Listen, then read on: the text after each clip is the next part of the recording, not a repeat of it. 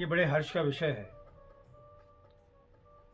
कि हिमाचल के वरिष्ठ महत्वपूर्ण कवि और एक बेहतर इंसान मोहन साहिल का नया काव्य संग्रह है देवदार रहेंगे मौन आधार प्रकाशन से आ रहा है। उनका ये संग्रह कई मायने में बहुत महत्वपूर्ण है। ऐसा लगता है कि देश की नई सामाजिक और राजनीतिक ज़रूरतों ने उनके इस संग्रह को हमारे बीच में ला खड़ा किया है। मैंने जितना भी इस संग्रह की कविताओं को देखा है, मुझे ये कहने में संकोच नहीं है कि साहिल जी का ये संग्रह कविता में गरीब और मजलूम की वापसी की घोषणा करता हुआ संग्रह है। हमें इस बात को स्वीकार करना होगा कि पिछले वर्षों में शहरी विकास की चमक दमक, अर्थव्यवस्था के आंकड़ों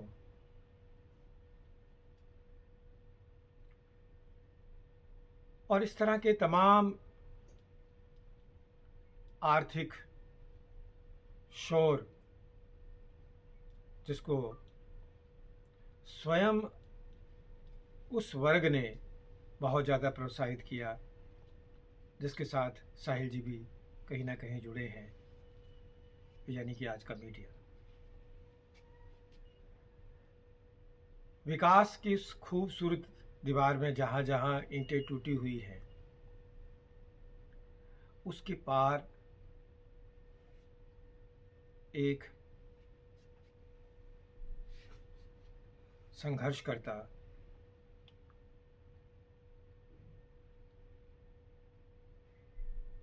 एक प्राचीन इंसान भी है जो अभी हाल तक हिंदी लेखन और हिंदी कविता के केंद्र में रहा है और जिसको हम गाहे बगाहे प्रेमचंद की परंपरा कह दिया करते थे। कविता में वो अपनी तरह से रहा, लेकिन बहुत से कारणों से,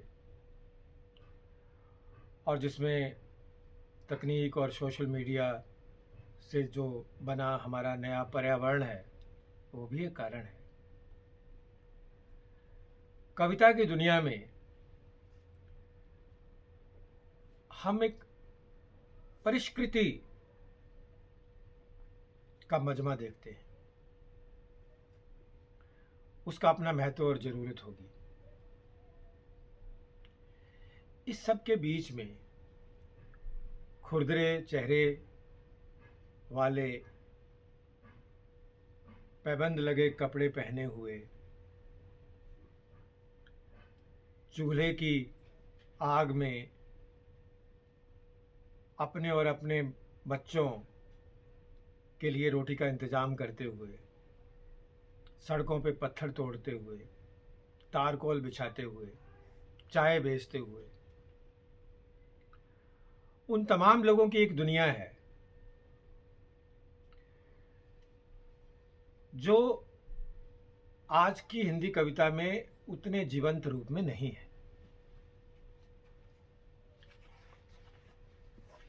लेकिन मुझे लगता है कि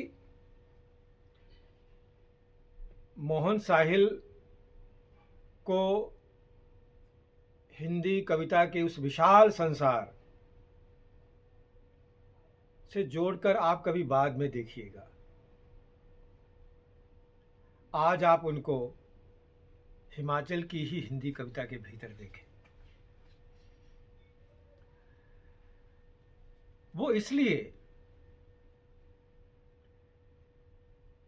ये एक बड़ा सुखद तथ्य है हिमाचल के हिंदी साहित्य का कि उसने इस बात को साबित किया है कि हिंदी लेखन के बड़े सांस्कृतिक परिप्रेक्ष्य में हिंदी की कुछ उप संस्कृतियां भी हैं जो अपनी खास पहचान रखती हैं, जहां एक ऐसी स्थानीय रंगत है, एक स्थानीय संदर्भ है जो आपको तथाकथित राष्ट्रीय साहित्य में नहीं मिलती। बर्फ के जितने प्रसंग मोहन साहिल की इन कविताओं में मिलते हैं, मुझे नहीं लगता कि हिमाचल के दूसरे किसी और कवि की कविताओं में भी बर्फ का इतना उल्लेख हो। बर्फ का उल्लेख बड़ी बात नहीं भी हो सकती है, हो भी सकती है। हिंदी कविता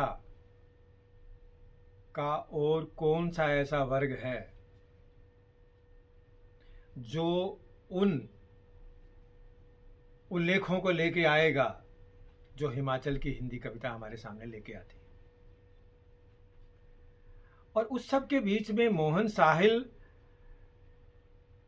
बिल्कुल भी ये कोशिश करते हुए नहीं लगते कि उन्हें राष्ट्रीय फलक में ढल जाने की कोई ललक है। हिमाचलियों में भी, पहाड़ियों में भी वे शायद सबसे अधिक पहाड़ी हैं। मुझे वे मित्र माफ़ करेंगे क्योंकि संभवतः मेरी जानकारी सीमित भी हो, लेकिन इतना तो मैं विश्वास के साथ कह सकता हूँ कि उनकी कविताओं में जितना पहाड़ मौजूद है वो हिमाचल के ही ज़्यादा लेखकों या कवियों में नहीं होगा।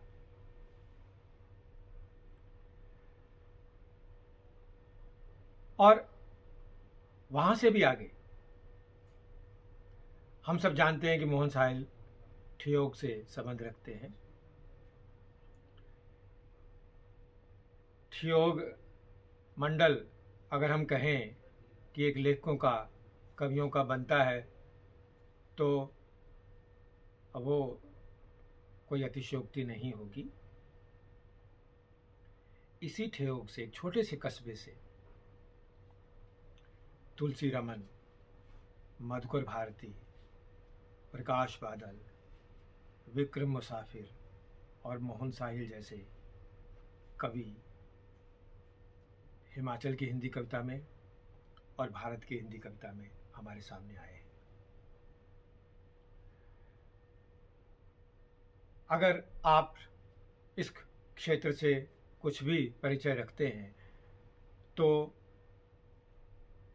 परिचय के उन रास्तों को इन कविताओं में फिर से देखना और उन पे चलना एक अद्भुत अनुभव है।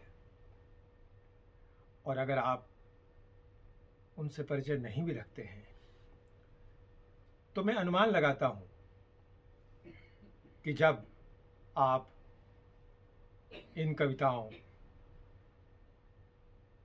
के बीच से संग्रह के दूसरी ओर पहुंचेंगे, आप एक ऐसे संसार से गुजर चुके होंगे जो आपको हिंदी कविता में अन्यत्र नहीं मिलेगा। पंजाब के मुख्यमंत्री ने सुरजीत पातर को श्रद्धांजलि देते हुए कहा था, वो बड़े सोखे कवि सी, वे बहुत आसान कवि थे, सुबोध कवि थे। यही बात मोहन साहिल के बारे में भी कही जा सकती है किसी दूसरे प्रसंग में। पंजाब की बात चली तो अनायास ही नहीं, लाल सिंह दिल याद आ रहे हैं। संभवतः आप लोगों ने लाल सिंह दिल की प्रतिनिधि कविताओं का अनुवाद देखा होगा। संभवतः आप ये जानते होंगे कि लाल सिंह दिल किस पृष्ठभूमि से आते थे, क्या लिखते थे और कैसे जीवन यापन करते थे। बहुत सी बातें मैं आप लोगों के खोज के लिए छोड़ देता हूँ। यहाँ मैं सिर्फ इतना कहना चाहता हूँ कि मोहन साहिल में और मोहन साहिल की कविताओं में कहीं लाल सिंह दिल की गूंज भी है। इस बात को कहना मेरे लिए बहुत ज़रूरी था। साहिल जी को बहुत बहुत बधाई कि उनका ताज़ा संग्रह बहुत शीघ्र हमारे सामने आने वाला है।